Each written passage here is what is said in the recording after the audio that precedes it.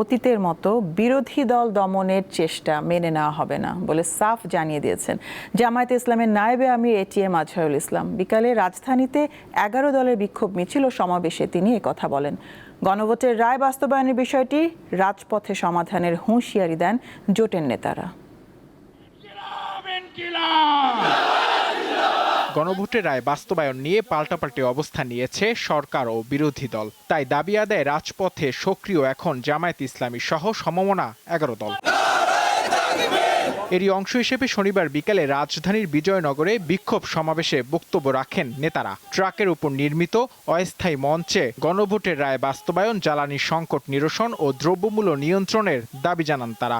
লড়াই চলবে দুর্বার গতিতে, আসছে ফাগুনে, বসন্ততে, আগামীর দিনগুলোতে দ্বিগুণ, তিনগুণ, চতুর্গুণ হয়ে ইনশাআল্লাহ আমরা মাঠে ফিরবো।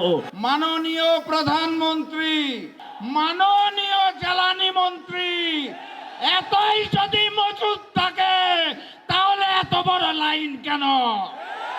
এই মজুদ কোথায় রেখেছেন? নতুন হাওয়া ভবন কোথায় সৃষ্টি করেছেন? সম্মানের সাথে বলা হয়েছে তো নাকি? আলহামদুলিল্লাহ।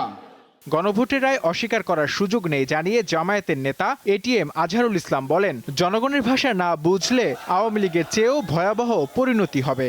আপনারা এখন গণভোটের ব্যাপারে সংবিধানের দোহাই দেন, আগামী দিনে আন্দোলনের জন্য মোকাবেলা প্রস্তুত হন। আমরা হাসিনাকে 16 বছর সুযোগ দিয়েছি, সেই শক্তি আপনাদের নাই। পরে বিশাল মিছিল বের করা হয়, যা বিজয়নগর থেকে শুরু হয়ে গুরুত্বপূর্ণ সড়ক ঘুরে শেষ হয়। নূর আলম, দীপ্ত সংবাদ, ঢাকা।